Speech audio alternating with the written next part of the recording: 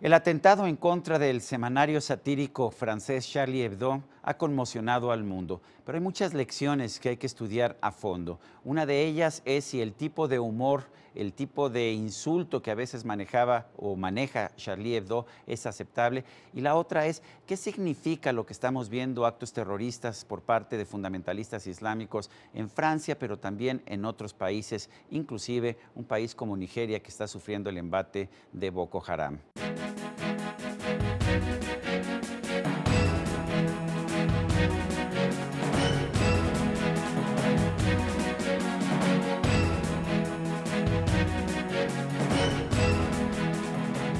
Conversábamos aquí en la entrevista con Federico Reyes Heroles y hablábamos sobre tolerancia mientras tocábamos temas internacionales, particularmente los surgidos del atentado en contra de la revista francesa Charlie Hebdo.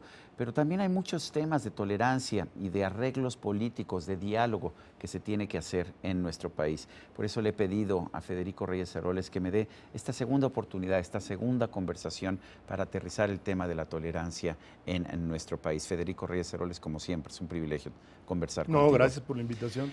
Estamos viendo una situación en México en la que hay una especie de crispación. No sé si sea social o es crispación de algunos grupos políticos, pero pasamos de un tiempo en el que había manifestaciones a un tiempo en que vemos cierres de carreteras, bloqueos de calles importantes de la Ciudad de México y de otros lugares, de Oaxaca, por ejemplo, tomas de casetas de peaje que no son más que el robo del dinero que en realidad debería estar entrando al Estado, y poco a poco vemos cada vez más hechos de violencia, robos de camiones repartidores de refrescos, por ejemplo, o de cerveza, y el saqueo absoluto, la quema de los camiones.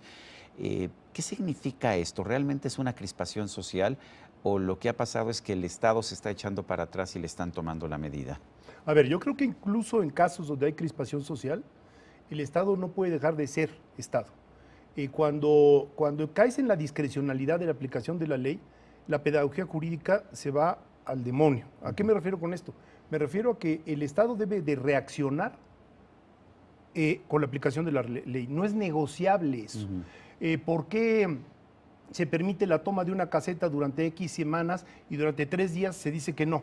Porque son los días en donde justamente los capitalinos ¿Por qué se le permite a ciertos grupos y cuando otros grupos trataron de entrar también a sacar provecho les dijeron estos no? Para estos no. ¿Por qué se permite en ciertas ciudades y están las fuerzas públicas, locales, municipales e incluso en algunas ocasiones las federales viendo los actos y no pueden actuar? ¿Por qué? Porque alguien decidió que era riesgoso tratar de recuperar el orden público. Perdóname, es un mandato de ley. Eso no está a consideración de los jefes de la policía. De hecho, cualquier funcionario público cuando presta juramento jura cumplir la ley y hacerla cumplir. Entonces, ¿cuál es la consecuencia? La consecuencia es esta cascada de invitaciones, ¿no?, a que haya distintos actos de violencia, porque al fin y al cabo saben que hay una autorización explícita por parte de la autoridad a que se cometan ciertos actos de vandalismo que sí dañan a terceros, pues que en la Ciudad de México hemos sido víctimas de esto durante décadas. A mí me parece que es una pésima pedagogía. Vamos a poner ejemplos recientes. ¿Tú viste la actuación de la policía francesa después de los atentados? De una impecable. También vi al presidente François Hollande rindiendo un homenaje y dándoles la Legión de Honor a 3 policías muertos y diciendo somos un país libre porque tenemos policías que nos protegen. Y bueno, estamos viendo todos los conflictos de la policía en Nueva York. Es decir, al fin y al cabo, lo que se espera es un espíritu de cuerpo y ese espíritu de cuerpo parte también del Estado. Es decir, el Estado tiene que estar detrás. Pero aquí en México a Jesús Rodríguez Almeida, porque declaró que estaba orgulloso del desempeño de sus policías el 20 de noviembre, lo despidieron. ¿No es un pésimo mensaje eso? Pésimo, pésimo, y las consecuencias las habremos de pagar. Que eso es algo que suena muy pesimista, pero es una acción cultural, lo hemos visto en las últimas décadas. Ha habido tolerancia hacia los machetes, tolerancia hacia el los eventos que hubo el 1 de diciembre, y no han cesado los eventos violentos en el país. Al contrario, se multiplican. Se han multiplicado. Porque esta idea de que si no hago nada, entonces ya se van a calmar y ya les voy a dar dinero y van a quedar a gusto, no ha resultado así. No ha resultado, Y hemos visto algo que digamos, en los análisis que hace Naciones Unidas es muy grave. Naciones Unidas tiene un parámetro que es, digamos, se necesitan 18 policías por cada 10,000 habitantes cuando la situación es normal. ¿Y qué quiere decir que la situación sea normal? Que no estén atentando en contra de las policías o las Fuerzas Armadas. Cuando llega a haber atentados en contra de las policías o las Fuerzas Armadas, debes de duplicar el número de efectivos. Bueno, en México hemos visto cómo se queman cuarteles de policía, hemos visto cómo se atacan zonas militares, cómo se les avientan objetos a los cómo golpean policías y los patean y los llevan casi a la muerte. Perdón, Sergio, ¿qué es esto?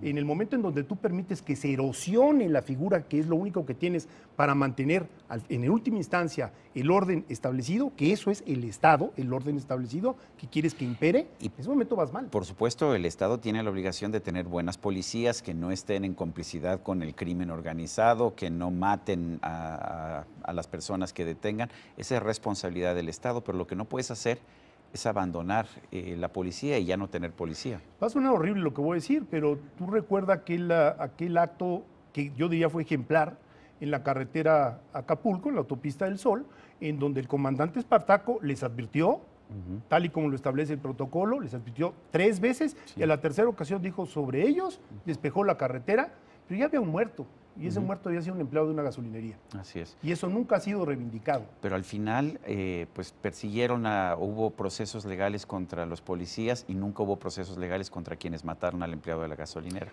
Y después, Sergio, esta tolerancia inexplicable, lo que hace, contra todo lo que pudiera uno pensar en el pensamiento, en las coordenadas de derecha e izquierda, alienta al pensamiento de derecha. ¿Por qué? Porque cuando tú ves que no se respetan los derechos de propiedad, los derechos individuales de tránsito, por ejemplo, que es algo que exacerba mucho cuando tú no puedes circular por una carretera, es algo o por tu propia ciudad, la gente se pone muy molesta. Diría yo, una provocación que prende muy rápido. Así surgieron los paramilitares en Colombia. Precisamente porque las guerrillas empezaron a controlar, empezaron a cobrar sus impuestos, empezaron a controlar las carreteras y los ciudadanos, como el ejército colombiano no se atrevía a hacer nada, pues los ciudadanos empezaron a formar los grupos paramilitares. O sea, curiosamente el pensamiento de izquierda en México debería decir, por favor, aplíquese la ley, porque nosotros no somos responsables de esto. Si yo veo a Cuba, yo no veo en Cuba que permitan un bloqueo de ninguna carretera. Qué casualidad, ¿verdad? Pues sí, o sea, evidentemente ellos sí entienden que el Estado tiene que mantener una fuerza. Decía Maquiavelo que los gobernantes que han olvidado el uso de la fuerza han perdido sus estados. Así es. Y la consecuencia secundaria, que no es menor. A ver, en un mundo global estamos midiendo todos los días cualquier cantidad de facetas de un país. Una de ellas es precisamente la capacidad que tiene el Estado para reaccionar a sucesos violentos, para defender los intereses legítimos de la ciudadanía y, sus patrimonios. Es decir, si queremos que México sea un país más próspero, también tenemos que dar la cara moderna, enseñar la cara moderna al mundo y decir, señores, en México las policías son profesionales y no hay consideraciones. Pero ahora resulta que si eres dueño de un camión que transporta refrescos, pues no tienes ninguna certeza de que no te van a asaltar con la policía enfrente y te van a saquear y quemar el camión.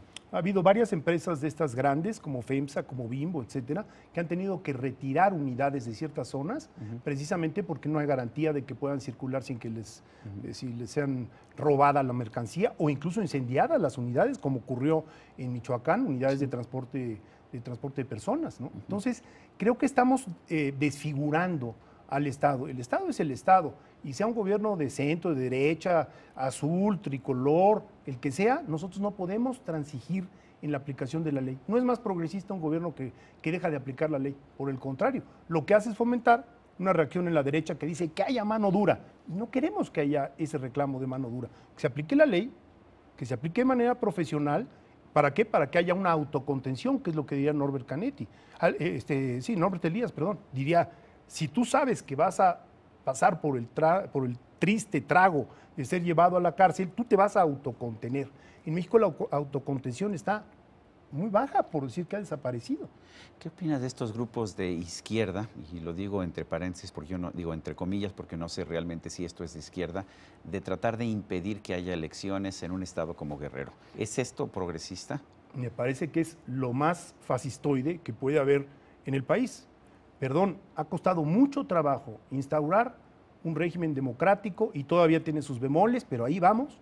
Las elecciones municipales en México acaban de cumplir un siglo de tener continuidad, con irregularidades, con etcétera, pero hay un siglo ya, somos de los pocos países en América Latina que no han tenido un golpe de Estado en un siglo. Si tú te vas hasta el sur, te vas a Argentina, Chile, y te vas subiendo, llegas a Paraguay, Ecuador, Panamá, Guatemala, pues somos de alguna manera la excepción, y esto ha costado mucho trabajo. Pedir que no haya elecciones en ciertas entidades o incluso atentar en contra de las instituciones del Instituto Nacional Electoral, me parece que es un acto fascistoide. Queremos que se dé esa expresión ciudadana. Queremos que los ciudadanos decidan qué partido político debe de gobernarlos en los próximos 3 años o en el caso de gubernaturas en los próximos 6 años. Queremos que la ciudadanía escoja bien a esos candidatos. Queremos que los partidos filtren a estos candidatos. Entonces, impedir que se den los actos de votación o incluso, Sergio, algo que está ocurriendo ya, atemorizar. Es decir, atemorizar frente a la elección, bueno, me parece que es fascistoide. Pero eso es lo que estamos viendo y también con una policía o con unas autoridades que se echan para atrás. Hemos visto que la CETEG, la Coordinadora de Trabajadores de la Educación en Guerrero, clausura las instalaciones o las oficinas del Instituto Nacional Electoral. Clausura y pone sellos de clausura y amenaza, no te vayas a meter. Incluso lo que hacen los funcionarios que se tienen que reunir en cafeterías y aún así llegan los maestros de la CETEG a agredirlos y la policía está ahí y no protege las instalaciones y no hace absolutamente nada. Y se nos olvida, Sergio, pero el proceso mexicano, el proceso electoral mexicano es un proceso en algún sentido muy interesante y aplaudible, en tanto que está sentado en la participación ciudadana.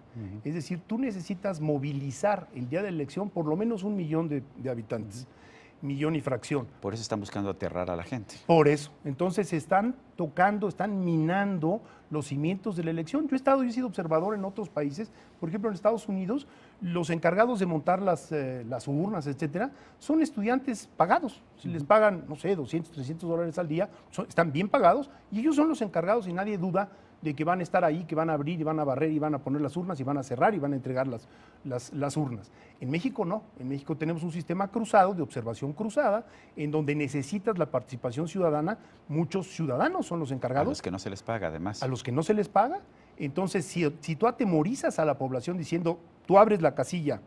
Y yo voy contra ti, contra tu familia. Contra tu familia, estás, insisto, estás minando lo que ha costado mucho trabajo construir, que es esta participación segura, en donde conviven ciudadanos de distintas posiciones ideológicas, partidos políticos. Eso es algo excepcional de nuestro sistema. ¿Por qué nos quieren hacer creer que esas posiciones que tú denominas fascistoides son de izquierda o son posiciones progresistas? Bueno, porque por desgracia en la izquierda mexicana ha habido este coqueteo permanente con la violencia constructiva, ¿no? Con esta sensación de que al fin y al cabo hay que destruir primero para después reconstruir algo que va a ser esencialmente distinto, ¿no? Pero ¿qué diferencia con lo que decía Hitler o Mussolini? Mussolini gana el poder con la marcha sobre Roma, que era pues una marcha de presión contra el gobierno, logran la renuncia del gobierno y logra Mussolini pues que se le nombre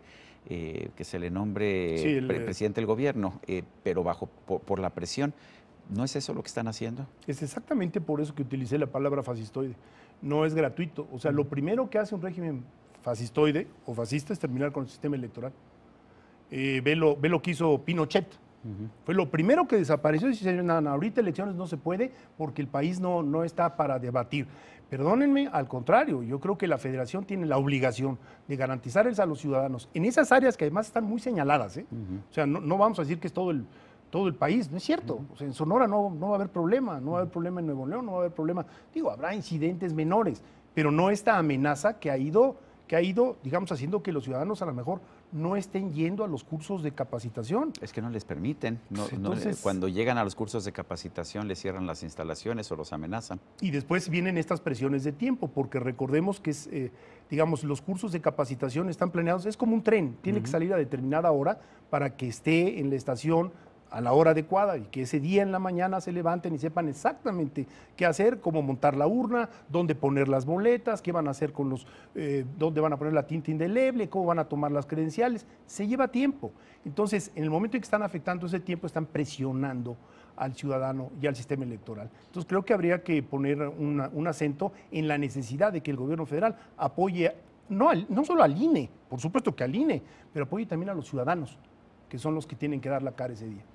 Federico Reyes Heroles, como siempre, es un placer conversar contigo. Gracias, Sergio. Y a usted, amigo televidente, que hace posible este programa, gracias a usted también. Esto es todo por hoy, pero no se le olvide.